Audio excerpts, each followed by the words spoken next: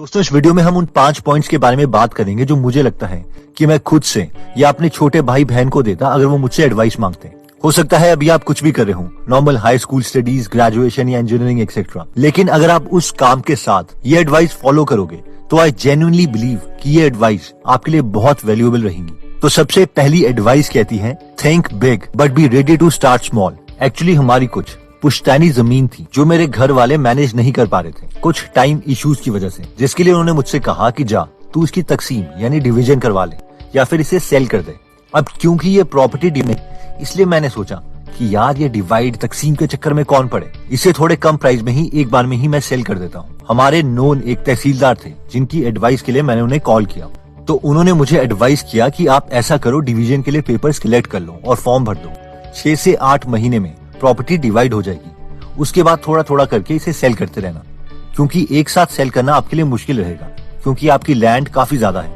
तो मेरे घर वालों ने मुझसे पूछा कि उन तहसीलदार ने मुझसे क्या कहा, तो मैंने उन्हें उन तहसीलदार की एडवाइस बता दी। तो घर वालों ने कहा हाँ तो ठीक है ना, पहले से डिवाइड कर लेते हैं। और मुझे उस वक्त ये आइडिया इतना बेकार लगा कि मुझे लगा कि 6 से 8 महीने ये तो बहुत ज्यादा टाइम है। पुराने लोगों को तो टाइम की वैल्यू ही नहीं पता। इतना टाइम नहीं है मेरे पास, इसे मैं थोड़े कम प्राइस में ही एक साथ सेल कर देता हूँ। जो खरीदेगा वो खुद डिवाइड करता रहेगा। अब हुआ ये कि गोल तो मेरा बड़ा था लेकिन एग्जीक्यूट नहीं हुआ और 2 साल तक मैं एक अकेला बायर ढूंढता रहा जो प्रॉपर्टी को एक साथ खरीद ले, लेकिन कभी डील हुई ही नहीं। और इतने सालों के बाद सोल्यूशन यही निकला कि प्रॉपर्टी को पहले डिवाइड ही करना पड़ेगा। और इस तरह के केसेस मेरे साथ बहुत हुए हैं, कभी जॉब के लिए, कभी किसी और चीज के लिए। इसलिए मुझे अपने एक्सपीरियंसेस के बाद ऐसा लगता है कि गोल तो बड़ा रखो, बहुत बड़ा, लेकिन छोटी एग्जीक्यूशंस के लिए तैयार रहो। नेक्स्ट एडवाइस कहती है, hit long term targets every day. ये पॉइंट कहता है कि हर रोज हमारे पास एक लिमिटेड एनर्जी है, इसलिए हमें उन्हें मोस्ट इंपॉर्टेंट कामों पर ही टारगेट करना चाहिए। फॉर एग्जाम्पल, अगर हम एक स्टूडेंट हैं और हम एक लॉन्ग रन में देखें तो खुद का खाना कुक करने के बजाय यही प्रेफर करें कि किसी हेल्पर की हेल्प ले ली जाए या टिफिन सर्विस ऑप्ट कर ली जाए। कुकिंग करने के बजाय उस टाइम को हम अपने मेन गोल की तरफ ओरिएंट कर पाएंगे, क्योंकि अगर हम देखें तो 10 साल के बाद हमारी लाइफ में ये बड़ा इम्पैक्ट नहीं क्रिएट करेगा कि हमने कितने बर्तन धोए या कितनी कुकिंग करी, लेकिन ये जरूर इम्पैक्ट करेगा कि अगर हम उस टाइम को यूटिलाइज करके कोई बड़ा एग्जाम क्लियर कर लेते हैं या कोई बड़ा बिजनेस खोल लेते हैं। ऑब्वियसली अब इसका ये मतलब नहीं है कि हम खाना किसी और से बनवाएं और खुद फिर टीवी देखने लग जाएं। इसका मतलब यही है कि हमें उस टाइम और फोकस्ड होके वो एनर्जी भी अपने मेन गोल पे ही टारगेट करनी है। इस कॉन्सेप्ट को आप इस डोमिनो इफेक्ट से समझ सकते हैं।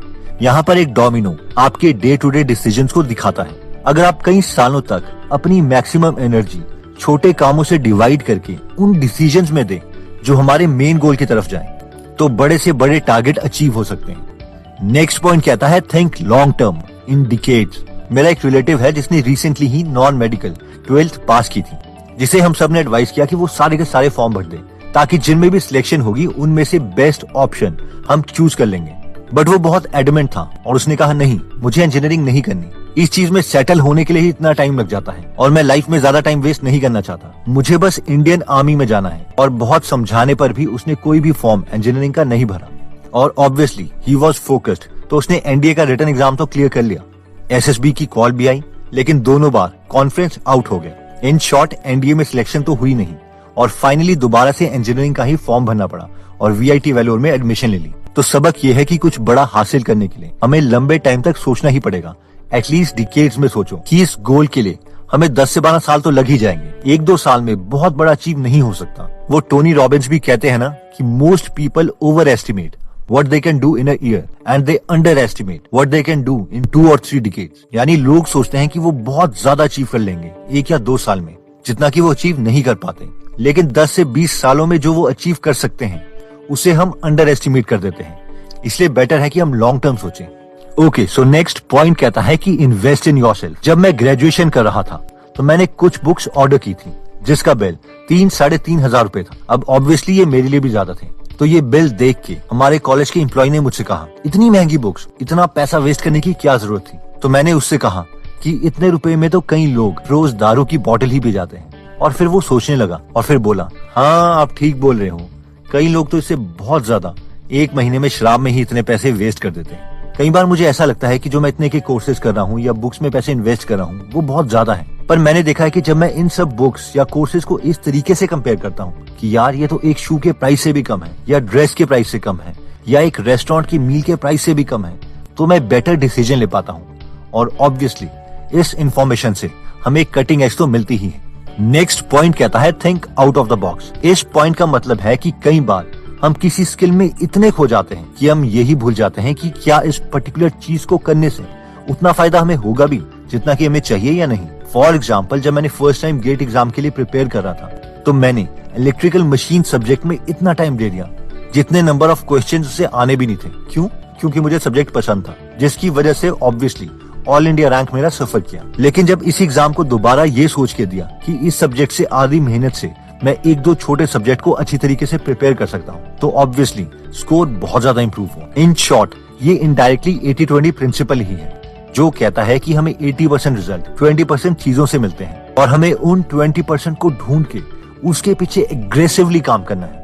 यही स्मार्ट वर्क है, वरना करते रहो गधों की तरह मेहनत। तो दोस्तों, इस वीडियो में हमने 5 पॉइंट्स देखे जो मुझे लगता है कि आपको लाइफ में बहुत हेल्प करेंगे। जिसमें फर्स्ट पॉइंट हमने देखा था कि think big but be ready to start small.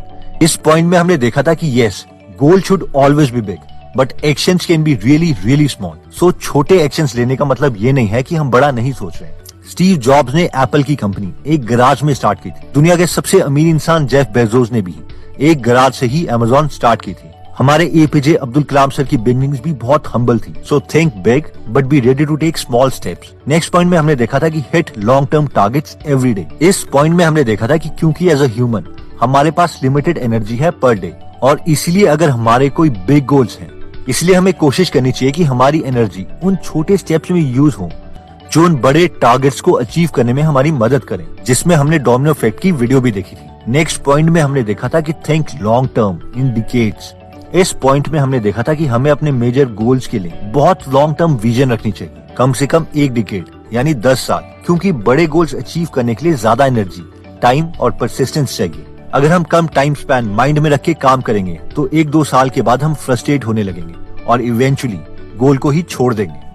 Next point में हमने देखा था कि इन्वेस्ट इन योरसेल्फ, जिसमें हमने देखा था कि जब भी हम अपने ऊपर पैसे इन्वेस्ट कर रहे हैं, चाहे वो जिम मेंबरशिप हो, एजुकेशन हो या कोई बुक हो, और हमें लगे यार ये तो कॉस्टली है, तो ये थिंकिंग मॉडल मुझे लगता है कि हमेशा इस डिसीजन मेकिंग में काम आता है, जो कि है यार इतने पैसों में तो मेरा एक शू ही आएगा जो 6 महीने के बाद दोबारा से फट जाएगा। इससे बेटर है कि मैं खुद की नॉलेज में इन्वेस्ट करूँ। नेक्स्ट पॉइंट में हमने देखा था कि think out of the box. In short, मेरे ओपिनियन में जब हम किसी चीज में बहुत मेहनत कर रहे होते हैं तो हम उस टास्क की डिटेल्स में इतना खो जाते हैं कि यही भूल जाते हैं कि हम जो कर रहे हैं उससे हमें फायदा उतना मिलेगा भी या नहीं। फॉर एग्जाम्पल, अगर कोई इंजीनियरिंग करने जाता है और अच्छे से इंजीनियरिंग कर लेता है तो मैक्सिमम स्टूडेंट को ये लगता है कि बस अब हमें जॉब ही चाहिए। बल्कि अगर हम इंजीनियरिंग करते हुए कुछ बिजनेस बुक साथ में पढ़ लें तो हम बाकी स्टूडेंट्स के कंपैरेटिवली कुछ अलग सोच रहे होंगे जब टीचर हमें पढ़ा रहा होगा। हर एक नई स्किल को जब हम सीखेंगे तो हम साथ में ये सोच रहे होंगे कि क्या मैं इसे एक प्रोडक्ट में कन्वर्ट कर सकता हूँ, या क्या इससे मैं कुछ एक नया बिजनेस स्टार्ट कर सकता हूँ, एक्सेट्रा। यानी out of the box thinking is required. दोस्तों, अगर आप भी नॉलेज के ऊपर इन्वेस्ट करना चाहते हैं, बेस्ट ऑथर्स जिन्होंने लाइफ में कुछ अचीव किया है और उस पूरे लाइफ एक्सपीरियंसेस को बुक्स की फॉर्म में लिखा है, तो मैं आपको रेकमेंड करूंगा कि आप बेस्ट बुक्स पढ़ें, जैसे कि स्टीव जॉब्स की बायोग्राफी, बिल गेट्स की बायोग्राफी, इलॉन मस्क की बायोग्राफी, स्वामी विवेकानंद की बायोग्राफी एक्सेट्रा।